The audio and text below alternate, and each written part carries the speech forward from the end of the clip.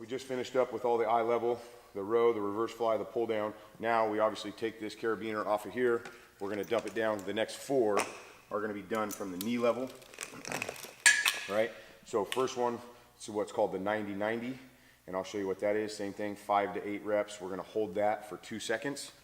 This is done with the light band. Sorry, I forgot that. So now we're gonna go to the light band. I'm gonna grab this red one, cross them over, step back till it's tight. I'm gonna pull into this row position. I'm gonna hold here. One thing I want you to do is a lot of people will pull those elbows to where they're all the way behind their shoulder. I actually want your elbow to be slightly in front of your shoulder. So don't pull all the way back as far as you can. Keep that elbow in front of the shoulder, and then the movement is just here. 90, hold it for 2 seconds, control it back down. 90, hold it for 2 seconds. On all of these, we wanna make sure we're keeping that rib cage down and not overextending, right? So abs are nice and tight, hit that 90, 90, hold it for 2, back down, 5 to 8 reps. This one's a little bit difficult. Just remember, keep those elbows slightly in front of the shoulders. Don't pull all the way back. That'll put some unwanted tension in the front of the shoulder. So next one's scaption. All the ones we've done so far, from the eye level and that first one at the knee level, are all facing the rack. The next one, we're actually gonna go and we need to turn away from the rack and face the other direction, right? It's also done with a light band. So I'm gonna go back. I'm gonna grab my red band. They're crossed over. I'm gonna turn away from the rack, step back till I get tension. And now all I'm gonna do, very similar to a dumbbell raise, I'm just gonna lift my arms up to eye level. Hold it for 2 seconds, come back down, back up, hold it for 2 seconds, just like all of them. Make sure those abs are tight. We're not arching our back to get it up there. If you have to arch your back to get any of these bands into the correct position, it's too heavy for you. The next one, same thing. We're gonna face away from the rack, right? It's an incline press, so think about it kind of like a bench press. I'm gonna use a heavier band, and we're gonna make sure that when we finish, I want you to think like a bear hug. As we finish, you're really gonna reach out and let those shoulder blades open all the way up. So when I come back, they're squeezed together. When I go all the way out to that front position, don't keep your shoulders squeezed like we would on a bench press. Let them open up and go all the way around your rib cage. So I'm gonna grab my heavier bands, get my black band here, cross them over. I'm gonna turn around, step out until those bands are tight. I'm right above the shoulders. My shoulders are squeezed together. I'm gonna press out, and then think about that bear hug. I let my shoulders open all the way up. Back down, nice good squeeze. You're gonna do 5 to 8 reps, just like all the other ones so far. Last one, we're gonna put it together, is our victory. Some people call it the victory, some people call it a Y.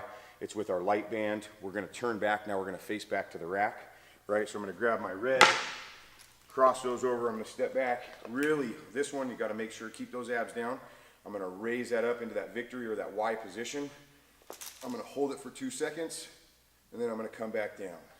Way down, my shoulders are going forward. On the way back, I'm really squeezing those shoulder blades back together. Hold it for 2, right? We're gonna do 5 to 8 reps in this victory or this Y position. So what we just went over was the activation, right? This is what we're gonna do before a workout. So we're gonna get done with hot laps, gonna grab a partner. Maybe I'm gonna start on some hip stretches, and you're gonna come over and you're gonna grab the crossover bands, and you're gonna run through this whole protocol. Activation, that's what we do before the workout. 5 to 8 reps with that good 1 to 2 second pause in the end of each one of those positions, right? Then there's what's called the recovery phase. The recovery phase are the exact same movements done from the same position, same band, same everything, but there's a 4-second negative. So if we're using that first one, that row, I gotta move my bands back up. If we're using the row as an example for the cool down or the recovery, right?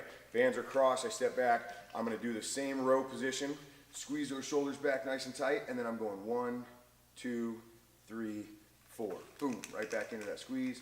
1, 2, 3, 4.